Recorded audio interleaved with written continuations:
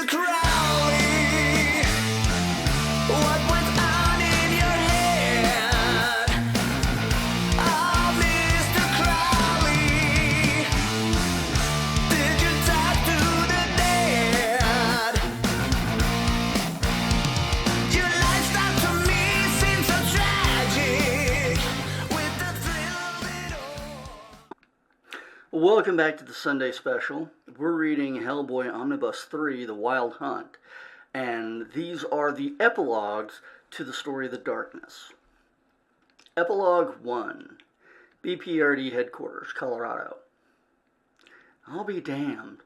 What? It's a letter from Hellboy. You're kidding! It's almost a month old. He sent it to Connecticut. That's right, he doesn't know about this place. He doesn't know about anything. Damio, the frogs. Oh God, he doesn't know about Roger. Listen to this. He's gone 6 years, and all he writes, Africa was good. Oh, let me read that as Hellboy. Africa was good. Ran into some trouble, but I'm back in England. Now staying with Henry Middleton until I... He says he's staying at the... He says he's staying at the Middleton house?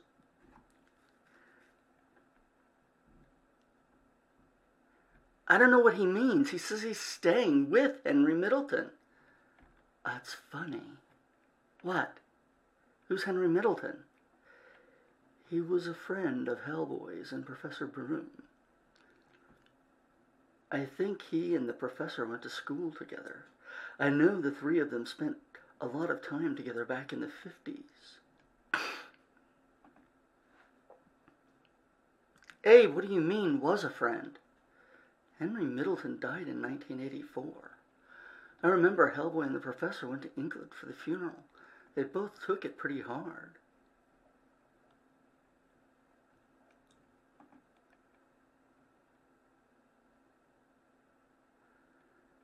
Oh, I don't like the sound of this. The end! Only we know there's probably another prologue, or epilogue. Epilogue 2, Hecate's Tomb. Is that you, Edward Grey, come to mock at your queen? Or set her free? You were never my queen. You had a long walk. You have long walked in my shadow. A long time, Edward Grey. I thought perhaps we could talk. Talk? It occurs to me that Hecate's history has been written by her enemies. Ah, and you would have her story from her own lips. What good are secrets now? I was never the one who kept secrets. Tell me then. What do they say, these enemies of mine? That you were born out of the shadow of the moon, but delivered out of the belly of a wolf. True. That you lived atop Mount Eos, attended only by birds of prey and servants, that you drank only blood, but that your appearance was like that of any other woman, only more beautiful. All true. And that one day you went to Gorginium, the capital of city of Hiberia, where you seduced its king, destroyed him, and brought the great empire to ruin. They say that. And what do they say of the king? Thoth, do they remember him at all? Do they tell that he had a secret garden and what he kept there? 3 angels, watchers cast down, abandoned by their creator for their crimes of pride and murder. From these angels he learned all the workings of the universe, all the words, signs, and devices of power.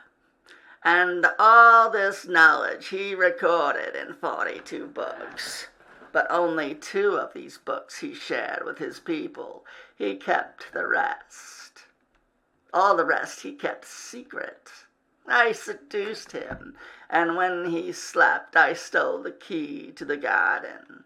I went there. I killed those angels and drank their blood. And when I went into Thoth's temple and vomited that blood out, I painted the walls of that place with all that knowledge he would have kept secret. Then I called to his people. I said, any who wish to know these things should come and learn that. Come and learn them here. And those men who answered didn't become the later king. Those men who answered, didn't they become later kings and priests of Hyboria? Didn't they make idols? Oh, I'm sorry. And those men who answered, didn't they become the later kings and priests of Hyboria? Didn't they make idols to you, in which they burned children alive? Weren't they the same men who poisoned the land and the air, brought earthquakes and famine and plague, so that in 1,000 years, Hyboria would be, so that in 1,000 years nothing would remain of Hyboria, nothing of Hyboria would remain? I came to this world to set men free. I gave them that knowledge. What they chose to do with it, that was for men to decide. Eventually Thoth woke and found you in his temple. Yes. Haka Emen Ra. He cursed you so that your body was half changed, to reflect your true nature. You were driven out of that city. I had accomplished what I went there to do. Barish but Gelbuth Nim Brata Es. You could no longer stand the light of day. So I became a goddess of the dark, and my temples have been in caves under all the great cities of the earth. I have drunk more blood out of golden cups than brass. You've given birth to any number of horrors. True, you would say I have done evil, but you cannot judge me. You think as men think, and what I am is beyond the comprehension of man. Whatever you are finished now. Till the last day I will sleep till he calls me. He? You know. However this war ends, he will be lost. It will be for you to... hang on. Shit, I can't tell.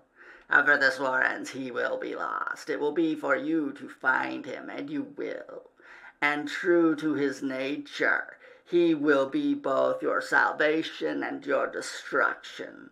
Before you are finally allowed to die, you will suffer as few men have ever suffered. You will learn to do evil to accomplish good. This is not my curse upon you, Edward Grey. It is simply what will happen. I hope you bear it well. Goodbye. The end. Let's see if we have another one. Nope. Okay. Well, I hope you enjoyed the epilogues, and next time we will dive into apparently the Wild Hunt. Thanks for watching.